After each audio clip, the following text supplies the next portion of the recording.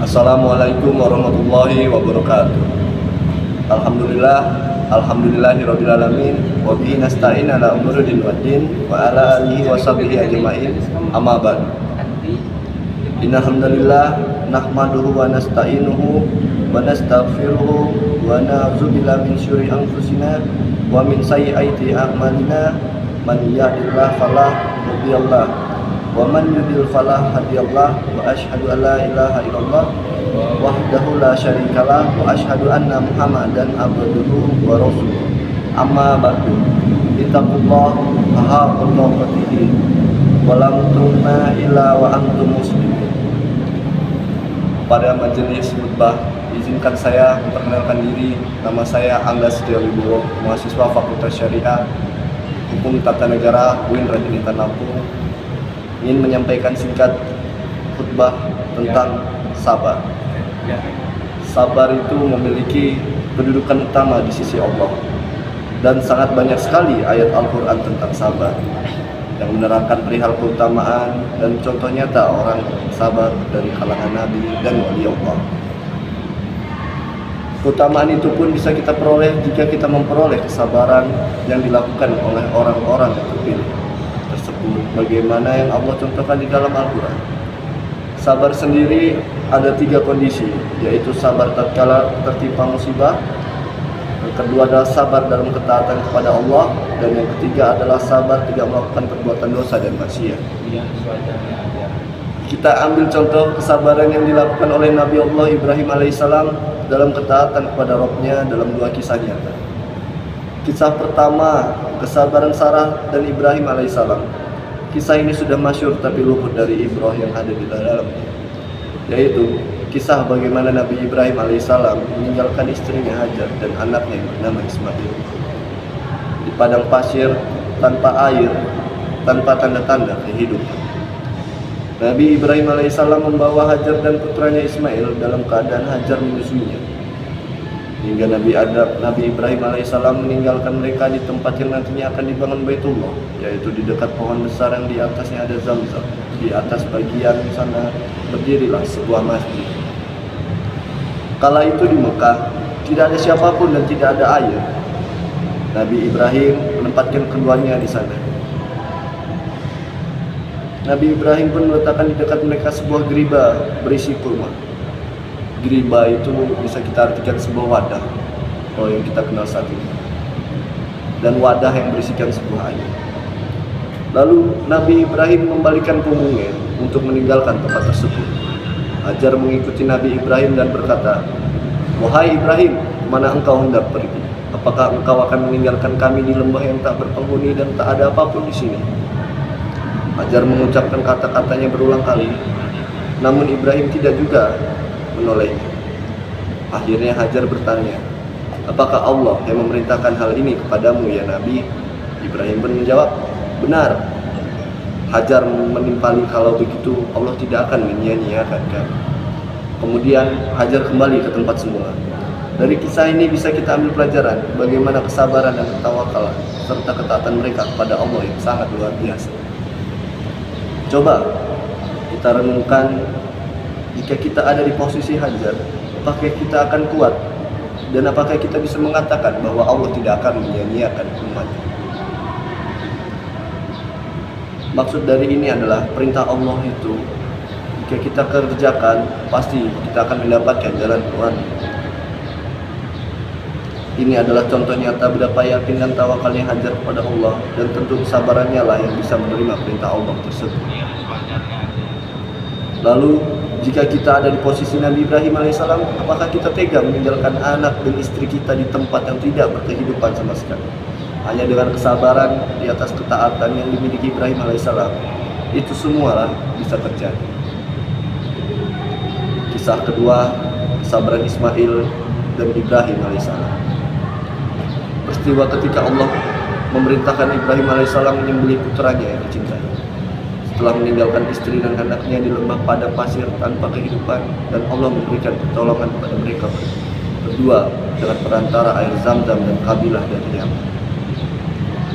Maka saat Ismail sudah berusia dewasa, Allah memerintahkan Ibrahim alaihissalam untuk menyembelihnya, seperti dalam surat As-Saffat ayat 102 yang berbunyi, falamma balaga mahus saya qala ya bunayya ini arafil manami ani azauka fanzur mazatara qala ya abatil falam matu maru sajatilu in sayallahu minas sabirin. Maka tatkala anak itu sampai pada umurnya, Musa sambut bersama-sama Ibrahim. Kata, hai anakku, sesungguhnya Allah memimpikan aku agar menyembelihmu, dan maka pikirkanlah pendapatmu. Dia menjawab, hai ayah, kerjakanlah jika itu sesuai perintahmu. Insya Allah kamu akan mendapatiku sebagai orang-orang yang sabar. Lihat bagaimana Allah mengabdikan Ismail dalam ayat di atas, bahwa Ismail adalah orang yang sabar. Ini adalah contoh sempurna tentang ketaatan kepada Allah. Bisakah kita di saat di posisi Ismail kita menerima perintah Allah, bahkan tidak memprotes sedikit pun perintah dari Allah? Apakah kita sudah bisa dikategorikan taat dan bersabar atas keputusan Allah? Lalu bagaimana posisi Ibrahim alaihissalam tatkala menerima perintah yang kalau di saat dan dilihat secara zahir merupakan perintah yang tidak masuk akal? Nabi Ibrahim ternyata teguh dan tetap menjalankan perintah tersebut. Coba kita bayangkan saat kita menjadi Nabi Ibrahim, kita dipinta untuk menyembelih putra atau putri kesayangan kita. Apakah kita tega? Apakah kita sanggup? Bagaimana ketika pisau sudah diletakkan di leher di anak yang kita cintai? Apa yang ada dalam pikiran kita? Pasti terbayang bagaimana darah mengucur dan nyawa bergerak. Dan ini adalah anak kita sendiri dan disembelih oleh tangan kita sendiri. Jangankan untuk menyembelih anak dengan kedua tangan kita, melihat anak kita sakit saja kita pasti iba dan sangat menderita. Sungguh ini adalah peristiwa yang jika terjadi kepada kita sangat berat untuk kita menjalankan. Tapi tidak dengan Ismail alaihissalam dan Ibrahim alaihissalam. Mereka dengan kesabarannya tetap melakukan ritual tersebut, walaupun pada akhirnya Allah menunjukkan kekuasaannya dan mengganti Ismail dengan seekor domba. Inilah contoh sempurna tentang arti sabar dari orang-orang yang mendapatkan taufik dan hidayah. Pelajaran yang bisa kita petik adalah perintah Allah itu harus bisa dikerjakan seberat apapun dalam keadaan apapun. Jika kita sudah jelas merupakan perintah dari Allah, maka wajib hukumnya bagi kita untuk menjalankannya. Dan dalam syariat Islam yang dibawa oleh Nabi Muhammad SAW tidak ada perintah ekstrim kisah di atas. Sabar dan tawakal adalah kunci sukses dalam ketaatan kepada Allah. Sabar dan tawakal merupakan ketaatan kepada Allah dan bisa diartikan kunci bagi sukses untuk kita menjalani kehidupan di dunia maupun di akhirat. Tanpa kesabaran dan penyandaran diri kepada Allah, maka mustahil kita bisa menjalankan semua perintah Allah. Dalam setiap perintah adalah fadilah atau keuntungan. Dalam setiap ketaatan kepada Allah, maka di dalamnya ada keuntungan untuk kita. Entah itu keuntungan di dunia maupun keuntungan di akhirat. Kita lihat bagaimana ketaatan Ibrahim alaihissalam membuahkan keuntungan di dunia berupa domba gemuk dan syariat kurban dalam agama ini. Untuk peristiwa setelah adalah lahiran putranya Ishak dari istrinya Sarah, kelak akan menjadi seorang nabi. Akhirnya kesabaran telah kunci sukses akan kehidupan kita di dunia dan di akhirat. Maka penting bagi kita untuk terus berusaha sekuat tenaga agar melazimkan sifat sabar dalam kehidupan kita. Ingat, sabar dan tidak sabar, maka perintah Allah tetap ada dan harus kita jalankan. Begitu juga dengan musibah, sabar atau tidak sabar, musibah akan tetap datang menghampiri kita.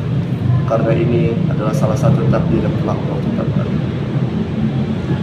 Wa tasinu bi sabri wa sholih, jadikanlah sabar dan sholat sebagai nolong. Ayat ini benar adanya. Kenapa? Karena dengan sabar maka hati kita akan tenang dan tawakal, sehingga pikiran kita akan jernih melihat setiap masalah yang ada. Dan sholat adalah doa kepada Allah yang akan mendatangkan pertolongan. Khutbah ini terlihat sangat panjang, tetapi pada hakikatnya adalah sangat singkat. Khutbah atau ceramah ini bisa kita pakai untuk kultum, dengan mengambil bagian-bagian pentingnya saja. Sekian yang dapat saya sampaikan, kurang lebih yang saya mohon maaf, kepada Allah saya mohon ampun. Dengan niat tulus ikhlas mengharap ridho dari Allah Subhanahu wa taala, yakinkan dengan iman, usahakan dengan ilmu, sampaikan dengan amal. Beriman, berilmu, beramal, yakin usaha sampai. Wallahu muwaffiq ila aqwamit thoriq. Wassalamualaikum warahmatullahi wabarakatuh.